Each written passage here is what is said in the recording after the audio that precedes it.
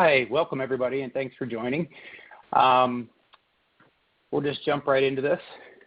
First, I want to introduce Chris Hall. He's the VP of Finance at Breakthru Beverage Group.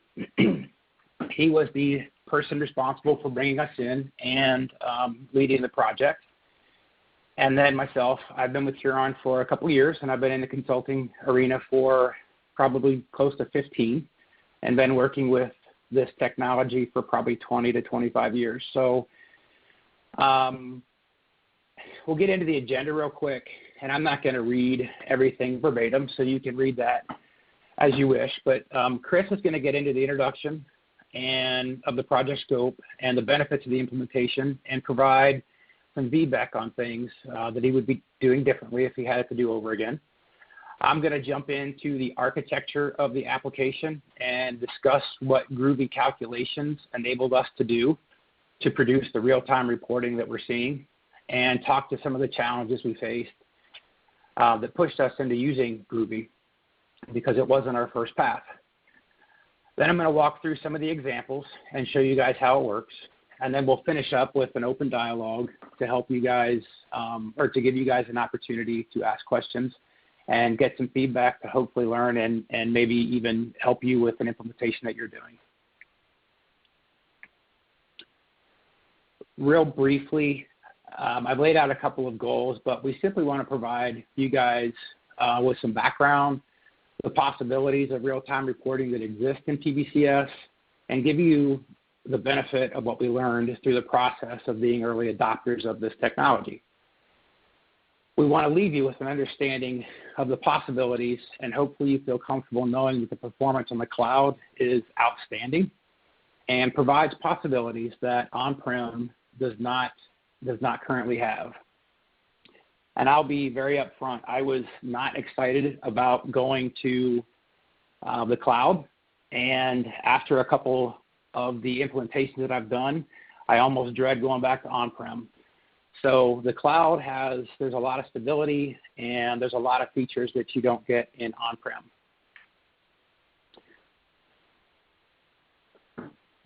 At a summary level, although there were other people involved, but I was the lead architect, it was a 5 to 6 month implementation time frame. And Huron had 2 people. We had myself, and then we had another developer building this out. So this was all done in a matter of 5 to 6 months with 2 developers. Breakthru had a little bit of a larger team. We had 4 SMEs. We had a dedicated project manager, and then we also had some involvement with IT closer to the end of the project, with getting us some of the data that we needed from all of the sources that we needed to pull the actuals from.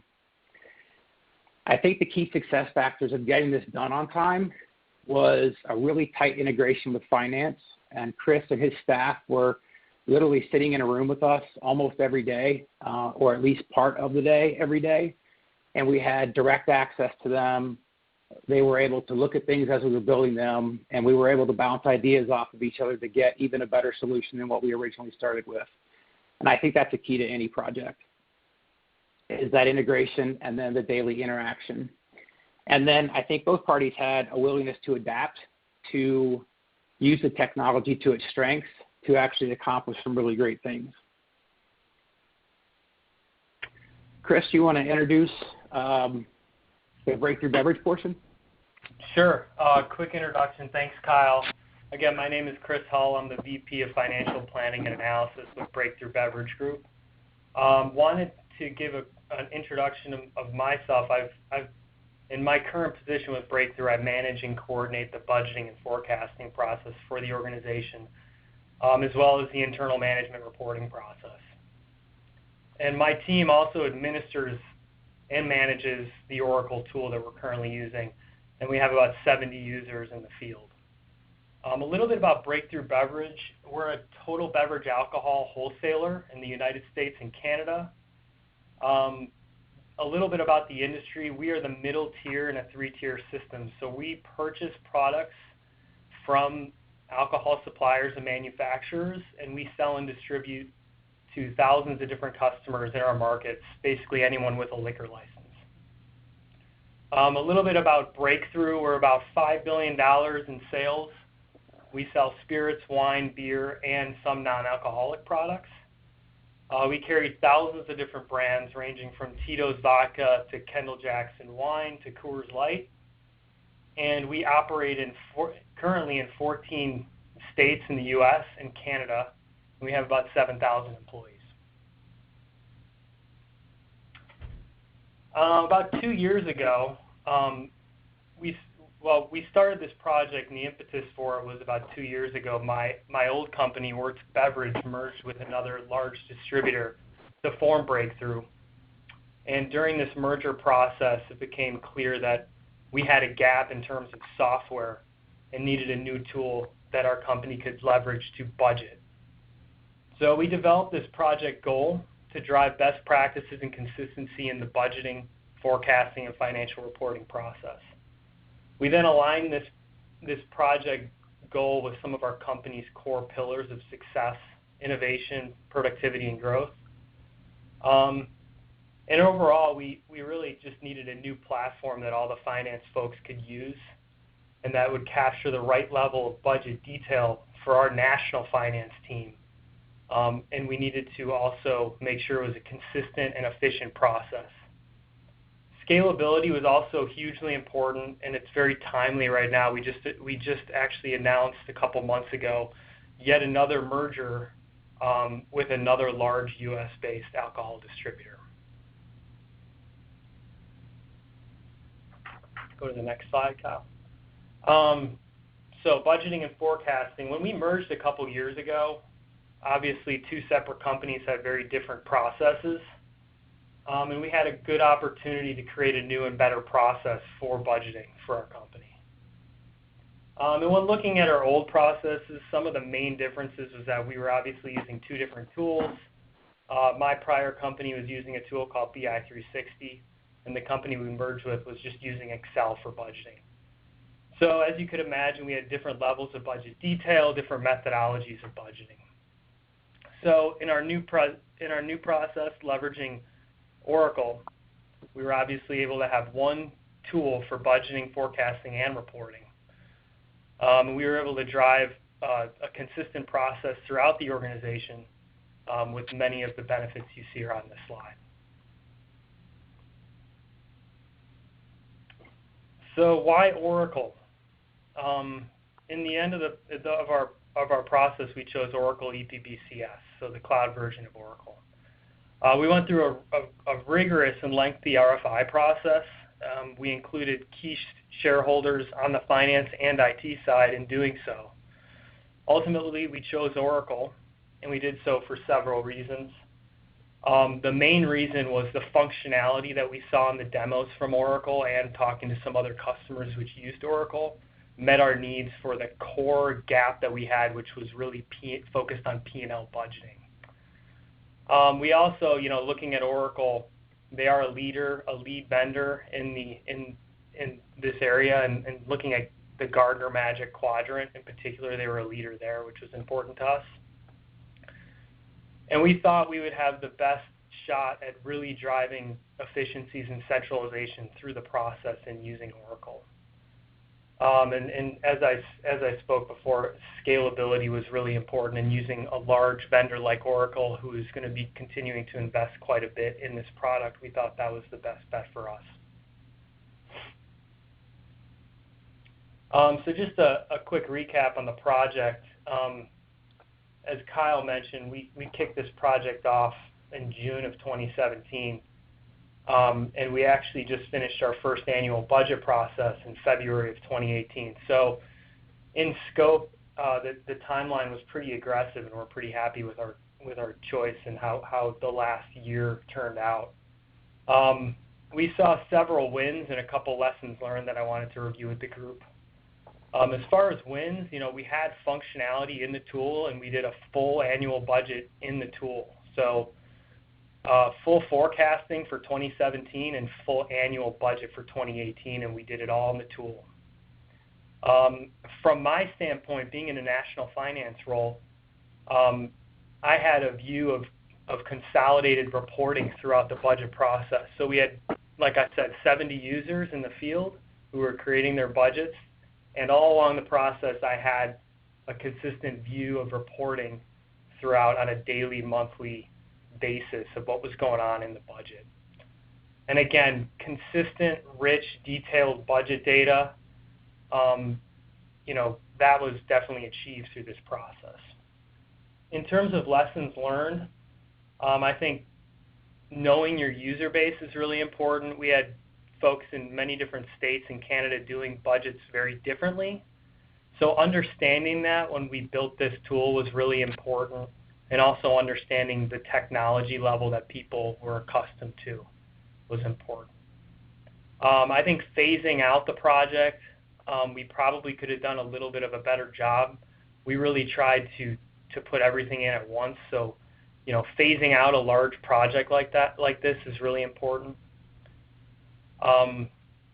In terms of sourcing the data, so bringing ERP data into Oracle, we did need a level of internal IT support that was difficult at times for our project. So I think, in terms of sourcing the data, having that internal IT support was really important.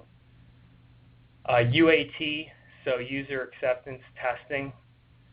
We had quite a few customized templates that Huron created for us in terms for our budgeting, and testing those. We probably could have done a little bit of a better job in terms of testing. And then just in general, realistic expectations. When you go into a project like this, you want all the functionality, you want it done very quickly, and you don't want to spend a lot of money. So just being realistic about those expectations, again, was a lesson learned. And with that, Kyle, I'll turn it back to you. Okay, great. Thanks, Chris. And Chris is going to stay on, so if you have any questions for him at the end of this presentation, he'll be available. So we're going to get into the meat of this, and I'm not going to go into a ton of detail from a technical perspective, but I did want to walk people through a high level of the application architecture, because anybody who's been through this and has used either planning or PBCS or on-prem planning will know some of the challenges that we probably had. So first off, there were a number of data sources, and we loaded data daily. That data came from Workday, obviously the users, Microsoft AX, and SAP. We had a VM, very small VM, that managed all of the automation. So it did all the daily calculations, the arcing of the backups at night, any of that administrative, repetitive processes were all done in PowerShell on that VM. One thing that was a little bit different in this project that I've had in the past is due to the inability for SAP to be able to provide restated financials after product realignments, we had to build a process to do that daily and weekly. So you'll see that there's a SQL restatement layer in there. And we chose to go with SQL rather than use data management because I know that that's going to be a question. With 3 years of history at the SKU level, we had to have it at the SKU level. And the SKU level doesn't exist in the planning application, but to restate it, we had to have it at the SKU level. So that encompassed roughly 50 million records, and the mapping had almost 2 million records. So we really thought that data management was going to struggle with that volume of data. So we built it in a SQL relational database. And I do want to emphasize that this application is, when we get into the performance and the real-time, when you see the real-time reporting, this application is big. Obviously, the 50 million records is bigger than what we had because we don't have SKU level, but we had about 30,000 products in this application, and we had, I believe there was over 100 distribution channels. So that, along with every other dimension that you typically see in these, it was a fairly large application. The other thing that complicated things was that people were entering data at a parent level. So their budget and the forecast was all preceded with a number of different ways that they could precede those scenarios. And the way people went in and updated it was they would go and they would override certain factors to get the numbers, for growth rates and prices and so on. So a lot of this was entered in at a summary level and allocated down every time somebody entered data. That gets us into some of the performance challenges. So in this application, Chris and his team wanted the ability to make a change to a product at the bottom level to a distribution channel and see it consolidated real time. They also wanted to be able to update, the workforce application, and we don't have that piece done yet, but when we finish it, what we'll have is when you update, you move somebody from Union 1 to Union 2, you'll be able to go into the P&L and actually see the real-time results. Like I said, the data forms, a lot of the data forms that are used to enter data, the users have the ability to change the data either at the bottom of the hierarchies or at summary levels of 3 different dimensions. And with a possibility of 27 million combinations, it was critical that performance was an issue, and we had to make sure that we accounted for that. Smart pushes, which are the pushes that push the reporting cube, were hitting memory limits. So there are caps, and I believe it's because it's on the cloud. They cap how much you can push on a form. So basically when the user makes a change and it pushes it and consolidates it to the reporting cube, we had some issues with the volume of data that we were trying to push. The other issue that we had was that because of the time that it would take to push that, and if you think of pushing data at a product level for all the distribution channels, and let's say you have 200 products on a form, it took a long time, and users didn't want to wait for that process to run. So we were running it in the background. And what we found is that if it took 2 minutes, sometimes users were going over and refreshing reports and they weren't seeing the results. The other issues is if it failed due to those memory limitations, the users wouldn't know it.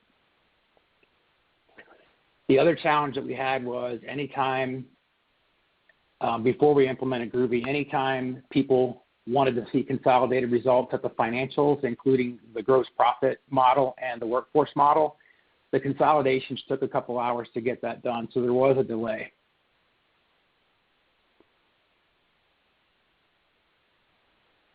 The other challenge that we had that Groovy solved for us, which we'll get into later, which I'm extremely happy about, is there were business rules required or logic required on input of the data that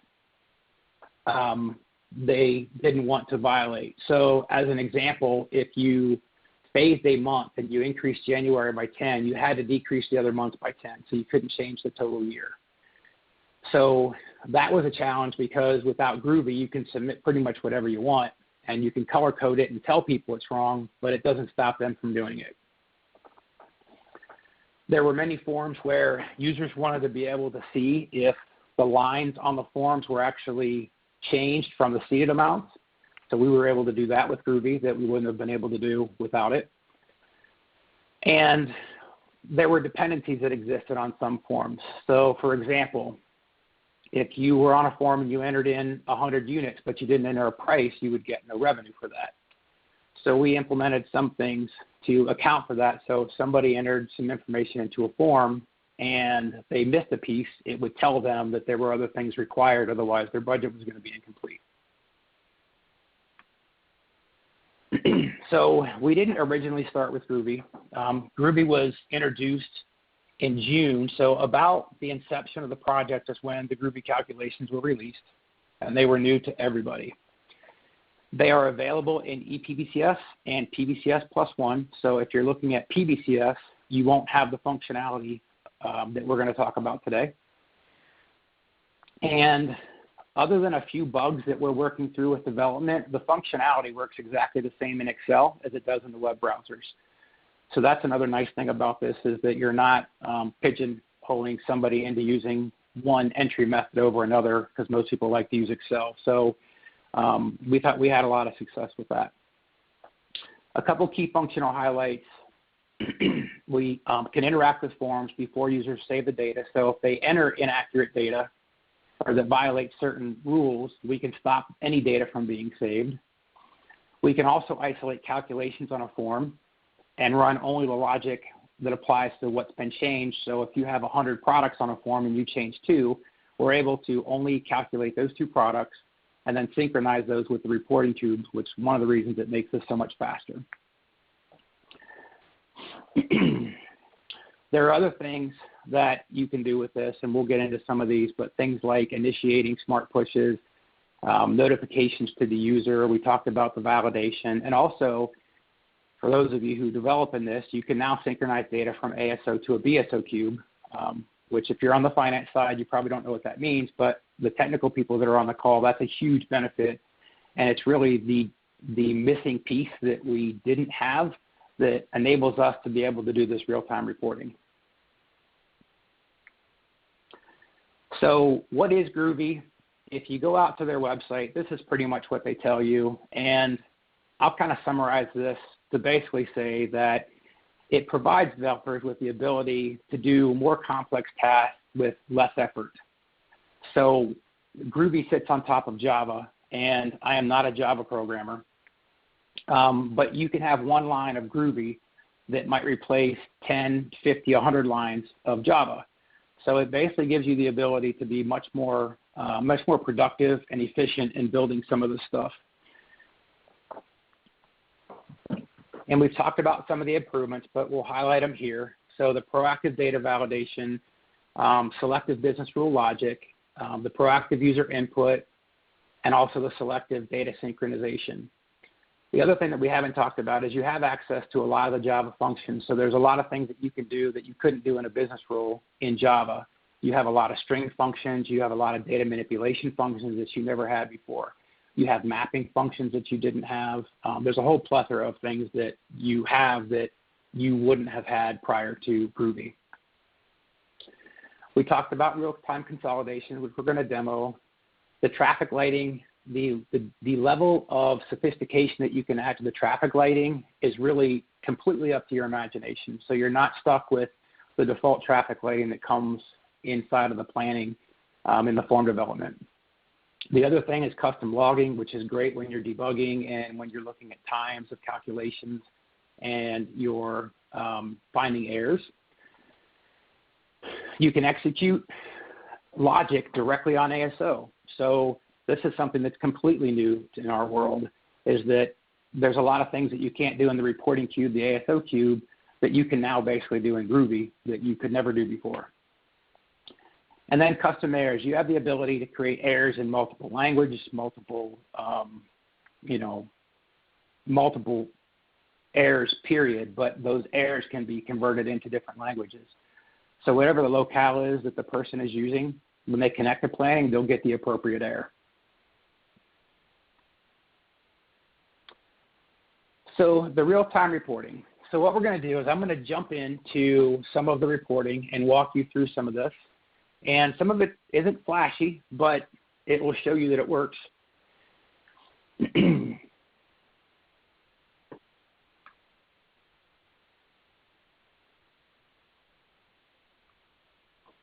So Chris, I'm going to lean on you. I'm going to make sure that you can see this. Yes, you can see it. Okay, awesome. So there's a couple of forms that I'm going to show you, and I'll also show you the retrieves that the data has changed. So if I go over to Excel and I refresh this data,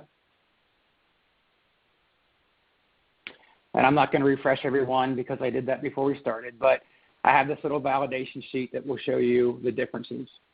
So if you look at these top pieces right here, you'll see that they all validate.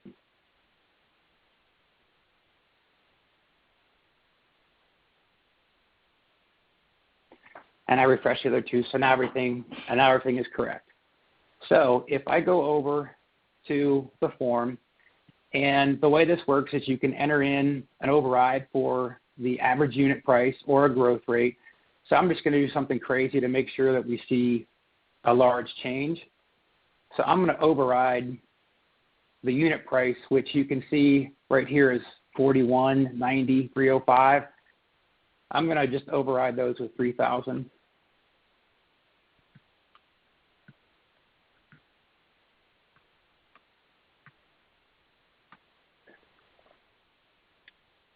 So when I save this form, and if we look at the logs, the bulk of the time of this form saving is actually the refresh because of the 30,000 products in the rows.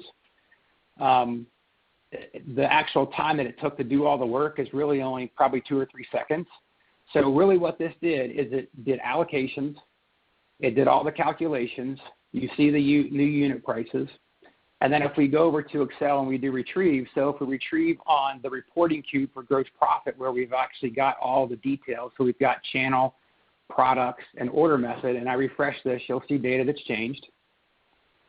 So now there's some validation errors. The fin cube, you'll notice that this has cost center, which the other model didn't, and it doesn't have the product, the channel, and the delivery method.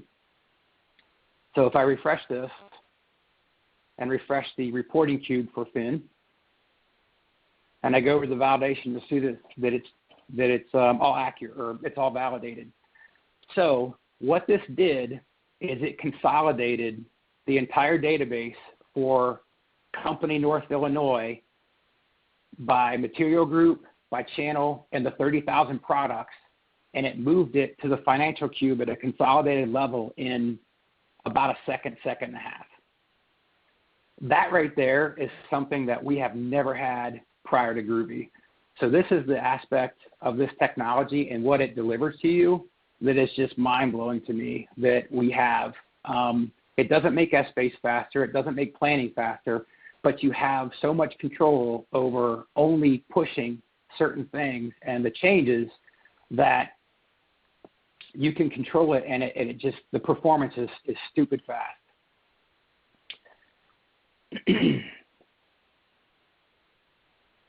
So there's a couple other forms that we can go into, and I can show you just to, prove that it works. So if I go into the spend form and I type in $100,000,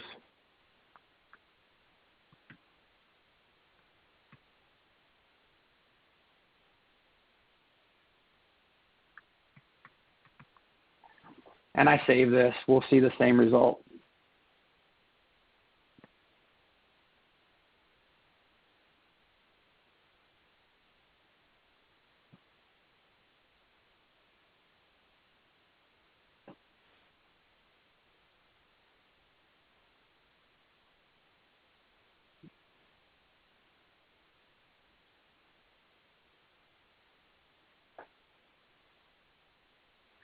So all these tabs are all different databases, and they're all refreshed, and you see that it validates.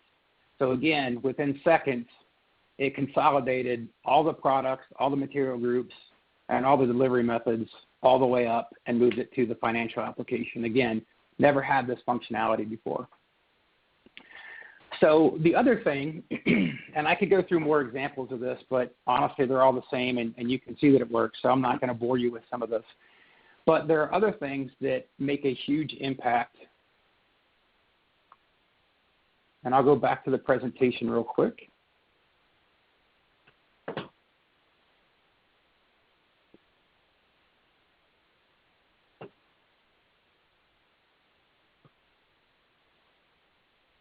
So the deck that we have actually explains what just happened, and you guys will all have this.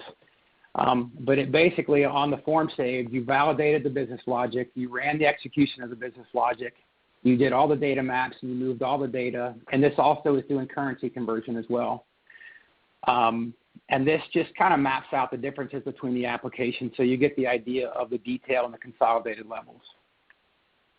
I've also put together some slides for you that actually, this is a real-time example of the Breakthru application, and this just shows you the difference in these steps that we just went through when the form saved. So prior to the Groovy, it was 26 seconds to execute the business logic. It was under a second with Groovy. The Smart Push, which is the synchronization to the reporting cube, went from almost 15 seconds to 1 second. And then this is the astonishing thing. The consolidation went from 83 seconds to 0.2 seconds. So you can see there's a drastic difference in this. And I mentioned to you that the difference in the time that you saw the form refresh and the actual execution time, this is an example of one of the logs. So you'll see that right here, this total time for the data push took 1.5 seconds. This total time to consolidate and copy to the fin application took 0.273 seconds. So the total time was 1.7, and it might take 5 seconds for the form to refresh, but the actual logic is very, very quick.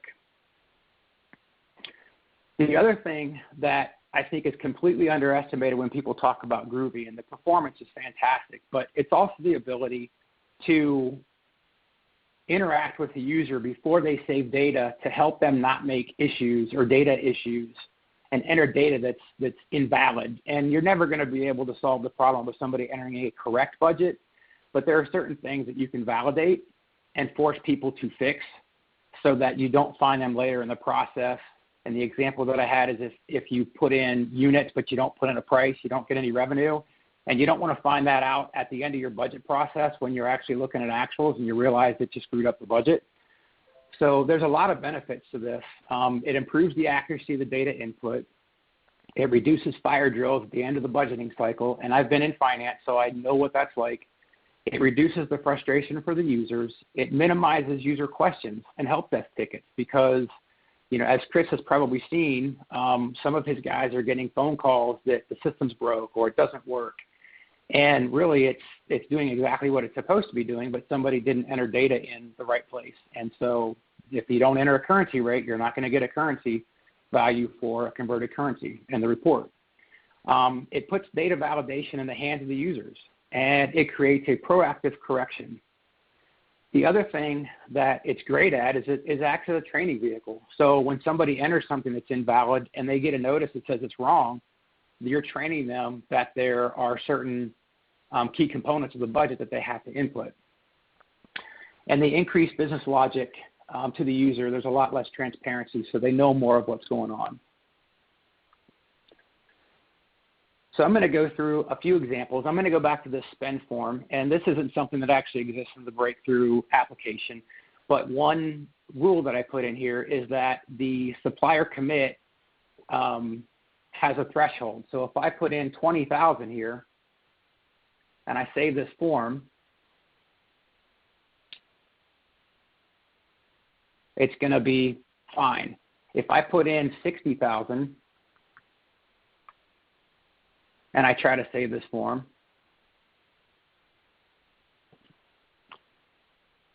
it still worked. I was expecting that to not work. So let's go to a different form. We're going to go to the phasing form. So in this phasing form, the way this works is you've got data over here. These are the seeded amounts, or actually they're the actual amount. So if somebody wants to change the data, so I'm going to change this line. So there's 156 in January and 360 units in February. So if I go and make this a -10, and I want to decrease that by 10, and I try to save this, it's going to come back and tell me that that's invalid because the net change has to be 0. So if I put my cursor over the cell, I actually get a tooltip, and it tells me this cell has been modified. Adjustments must have a full year impact, or must not have a full year impact. So currently the data is -0. So if I go in here and I put a 5 in the next cell and a 5 in March, and I save it, it puts those adjustments into the data.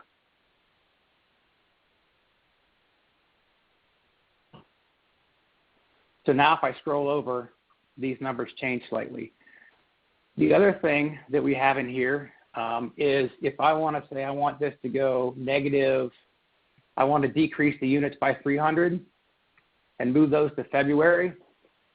If I try to save this, it's going to tell me that there's an error. And when I put my cursor over this, it's going to tell me why. Basically what I'm saying is that you modify this number, and because you decreased it by 300, and the number right now is 146, it's actually going to make it a -154, and you can't have negative units in a month. So these are just some examples. I mean, we've got tons more, but this is just kind of a level of sophistication that you now have. These numbers aren't saved to the database. They didn't impact the numbers that are over here. Nothing has changed in the database, so it forces the user to actually make correct. Again, you're never going to make somebody enter in a correct budget, but this will get them to at least adhere to some of the things that are common and some of the violations that you don't want to happen. So if you think of workforce, you could say, I don't want the person to be terminated before they're hired. If they're set to a union, maybe you don't want them to have a raise percentage because it's built into the logic that they'll get a certain percentage, every year. So it's totally limited to your imagination and to your requirements and needs. There's nothing that I've come across that I can't do now that I have this technology available to me.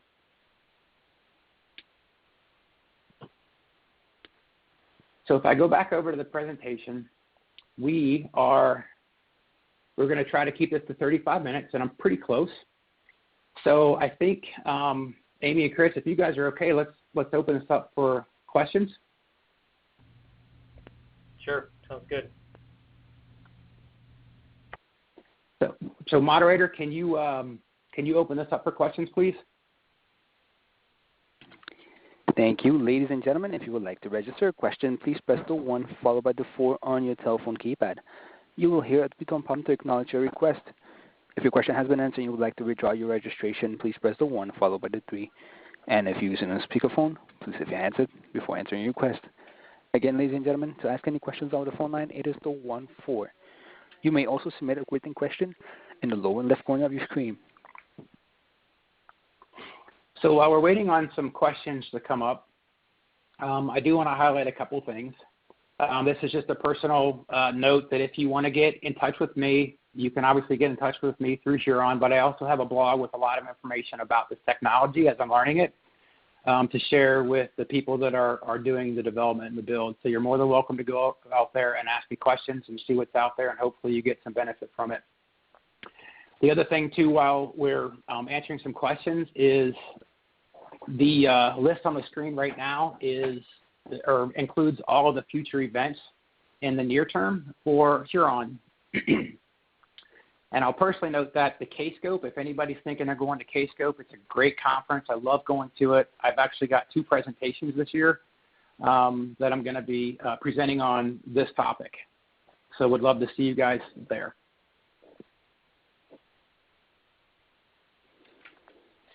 Hey, Kyle, I have a question from the chat. They were wondering if any problems were experienced with Groovy as an early adopter. I don't know if Kyle or Chris should answer that one. I think we probably both could because we both had some pain with it. Yeah.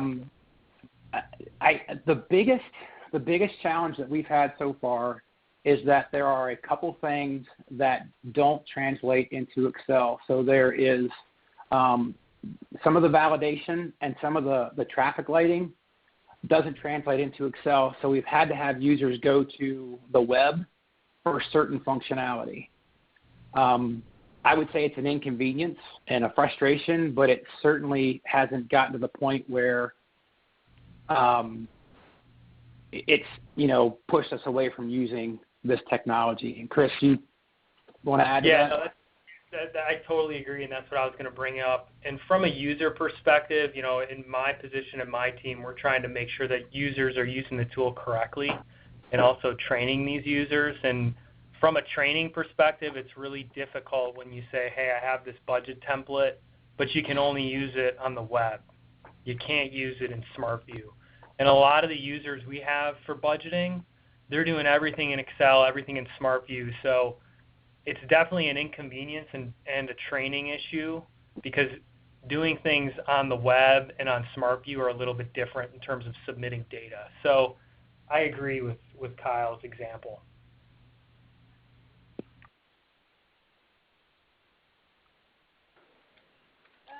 Great, thanks, guys. I do apologize. We have a few questions over the phone line. Great, thanks, Manny. Our first question over the phone line comes from the line of Mike from Black Hill Corp. Please go ahead. Hi, guys. Thanks for this presentation. It's very helpful. You mentioned that you can execute calculation logic in ASO cubes, and I'm just curious, does that actually run, there are a couple specific command or calculations called execute calculation or execute allocation that are specific syntax that you can run. Does it run either of those, or is this a brand new type of syntax that is beyond either execute calculation or execute allocation? So it does not execute those. Basically what you have the ability to do is you've got two different methods of grid builders. So you can actually build a grid, and I believe the limit is like something like 500,000 cells in a grid. So you can literally build a grid almost like you would with with Excel, like a Smart View ad hoc retrieve. And the way we're moving the data from ASO to BSO is we're basically creating a grid that's connected at a total level from the ASO cube on the GP side, and then another one that's connected to the FIN application, and then we're basically copying the data from one grid to another, like you would do if you did it manually, and then we're submitting it. So that's how we're getting around eliminating the need to do any of these consolidations and where we're getting some of these time improvements. The other thing that we have done, and we haven't done it a lot at Breakthru, but we have another client that we actually don't even use BSO. The only thing we use is ASO, and then you basically, like a currency conversion, you can pull in a grid for the currency tables, and then when somebody submits the data form that they're on, we're actually using Groovy to do data map lookups and do the calculations and then submit a grid that the user doesn't even see.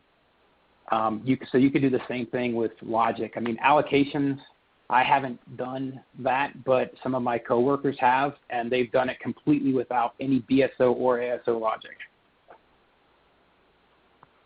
And they've told me it's faster. So. Okay, thank you. You're welcome. Our next question over the phone line comes from the line of Joe from Huron. Please go ahead. Yeah, my first question is on the maintenance. So between for the client, it's like what type of resource do they need to maintain this technology? Do they need to go through some separate training to learn how to use Groovy, or is this a special skill set that we would want to find? And Chris can add to this, but I would say that I didn't know Groovy before I did this, so I learned it as I needed it. And I think that somebody that has an aptitude for technology will probably pick up 80% of it relatively quick, or 20% of it relatively quickly. That'll do 80 to 90% of what they want. And then they would have to probably deep dive and spend a little bit more time to do some of the more advanced things. But to me, again, I didn't grow up on the technology side, but to me, if I see an example, it's no different than a calc script. If I see it, I can adjust to it. And there's so much out there on Google, on the web that you can find to help educate yourself. So I would say that you definitely need a different skill set, but I wouldn't say that you need an expert in Groovy or Java to do this. Okay. And then my next question is there any EPVCS module functionality that you were able to leverage to initiate or to assist with the Groovy calculation? No, I don't. We didn't use a ton of the modules in this design, but I don't believe that there's anything right now that's using Groovy calculation. So, it would be probably similar to what you've experienced, where if you want to do this real-time reporting, it's something that you would have to build on top of what's already there. Okay. And you said that the main limitation between the push between BSO and ASO was a size limit and such, or was it time? No, it was, so the limit is, I believe it's 500,000 cells. We have not hit that limit. I mean, we had no issue with that. Okay.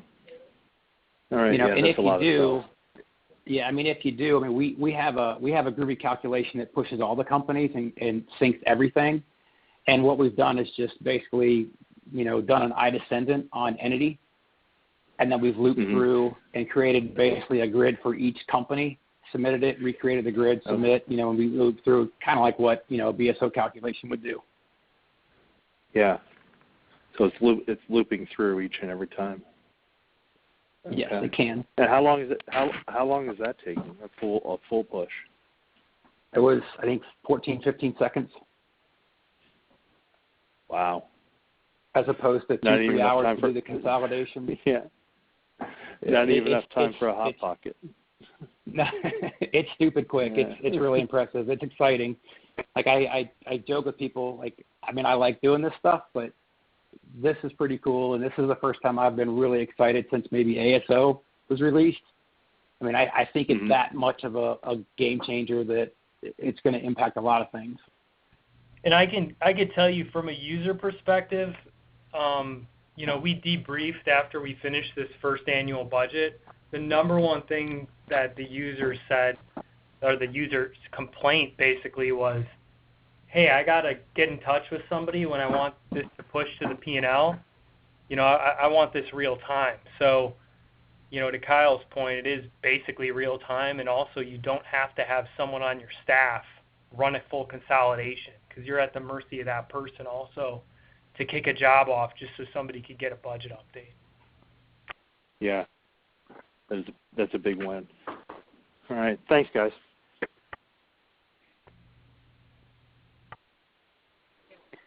And our last question over the phone line comes from the line of Patrick from Huron. Please go ahead. Hey, Kyle. Great job on putting this together. My question is, how would you recommend we phase a project where we're moving someone from an old Hyperion planning system with just regular calc scripts to sort of a cloud with Groovy solution? I don't know if I would do it I guess it depends on the timing and what the expectations are, but my preference would be if you're going to be updating calculations anyway to do the move, and it's not just a kind of a lift and shift, I would say that you would just do it as you rebuild things. You can take the calc scripts that you have and then embed those in a loop that goes through the data grid and says, I only want to, run it on the months and the rows that have been changed. So really the only thing you're doing is you're taking the calculation script that you already have, and then you're dynamically basically generating the fixed statement. So the calculations themselves, it's exactly the same. All you're doing is going to embed that into a Groovy calculation, and then you're going to change, instead of doing I-descendants or at relative of product, you're just going to, put the products in that have changed through a variable. So I don't think there would be a ton of effort once you're familiar with how it works to really change, all of the things as you go. Okay. I don't think it's so different that it would be two phases. Okay, great. Thank you. Hey, Kyle, I think we have time for one more question. So from the chat, someone is asking, what is the PBCS +1 platform you mentioned?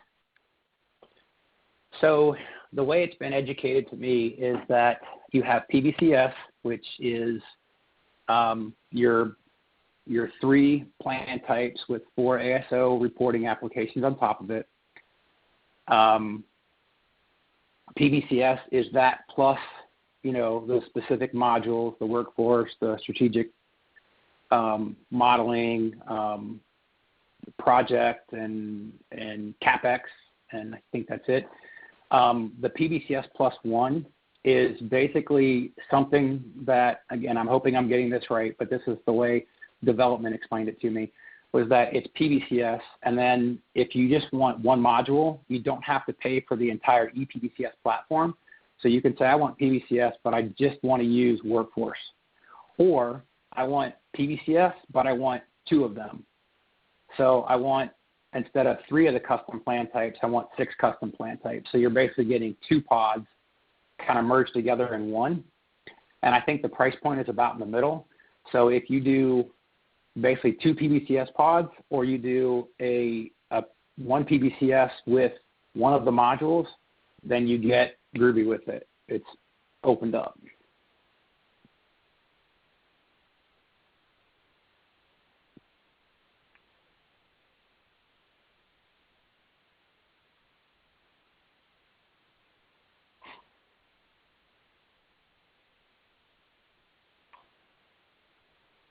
Do we have any more? Thank you, Kyle and Chris. I do not have any more questions from the chat window. Thank you. And there are no further phone questions at this time. Okay, thank you guys for participating. And Amy, if you want to elaborate, there's going to be some communication after this to, I think, be able to see the recording. Yes, please keep a lookout for a follow-up email from Huron with a link to view the recording from today's session. Thanks, everybody, for participating. Thank you. Ladies and gentlemen, that does conclude the conference call for today. We thank you for your participation and ask that you please disconnect your lines.